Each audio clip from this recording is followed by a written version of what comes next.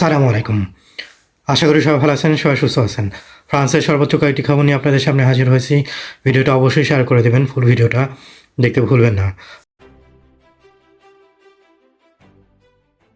প্রথমত দুঃখজনক এক ঘটনা। ২৫ বছর যাবৎ ফ্রান্সে এক ব্যক্তি বসবাস করত এবং তার বাক প্লুস ৫ তিনি এখানে পড়াশোনা করেছে। কিন্তু তার পরবর্তীতেও তাকে সফট লেটার এবং তার কাগজটা করে দিচ্ছে না ফ্রান্সের প্রিফেকচার থেকে।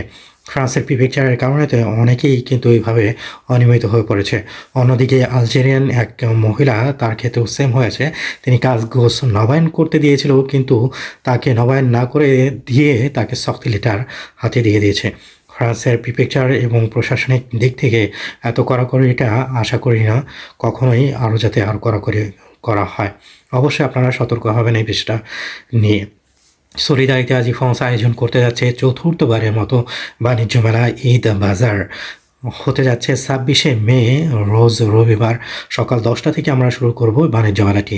যারা কিনা স্টল দিতে চাচ্ছেন টোটালি বিনামূল্যে, এই ভিডিও ডিসক্রিপশনে লিঙ্ক পেয়ে যাবেন, সেখানে গিয়ে আপনারা রেজিস্ট্রি করতে পারবেন এবং শুধুমাত্র রেজিস্ট্রি যারাই করবে তারাই কিন্তু স্টল দিতে পারবে শুধুমাত্র, তা নাহলে অন্য কেউ দিতে পারবে না। টোটালি বিনামূল্যে আপনারা স্টল দিতে পারবেন। আর দেরি করবেন না এবং অবশ্যই আপনারা যারা রয়েছেন অবশ্যই আমাদের সাথে থাকবেন, পাশে থাকবেন এবং দলে দলে সবাই যোগ দিবেন এই মেলাতে।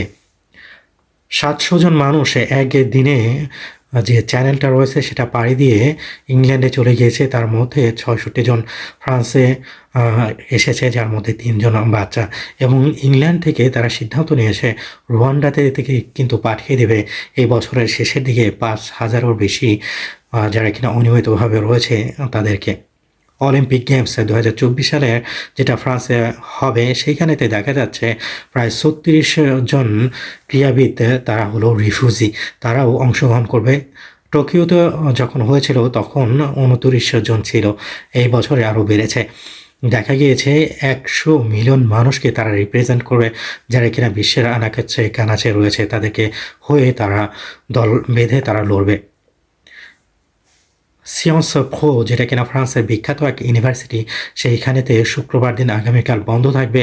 কারণ হলো প্যালেস্তিনকে তারা সাহায্য করতে চায়, যাতে করে প্যালেস্তিনের উপরে যে বিষয়টা হচ্ছে সেটা যাতে বন্ধ হয়।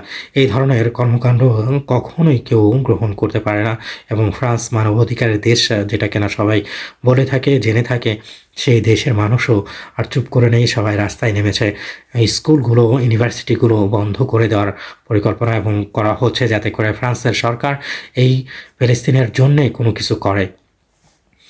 মেট্রো লাইন ৪ বন্ধ থাকবে ২৬শে মে সকাল বেলাতে। এর কারণে যারা কিনা বাণিজ্য মেলাতে আসবেন মেট্রো লাইন ৪ ধরে, আপনারা অবশ্যই আগে আসবেন বা অন্য মেট্রো ধরে আপনারা আসতে পারবেন। শুধুমাত্র সকালে বন্ধ থাকবে, বিকালে এটা খোলা থাকবে অবশ্যই। তা নাহলে অন্য মেট্রো অনেকেই রয়েছে, সেগুলো ধরেও আপনারা আমাদের বাণিজ্য মেলাতে আসতে পারবেন।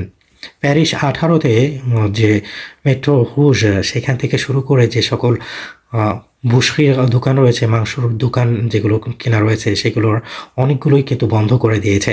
কারণ হলো সেখানেতে হাইজেনিক প্রবলেমের কারণেতে অনেকেই কমপ্লেন করেছে এবং ইন্সপেক্টর এসে সেখানেতে বন্ধ করে দিয়েছে। ভিডিওটা বেশি বেশি শেয়ার করে দিবেন, যাতে করে এই সকল তথ্য সবাই জানতে পারে এবং বুঝতে পারে।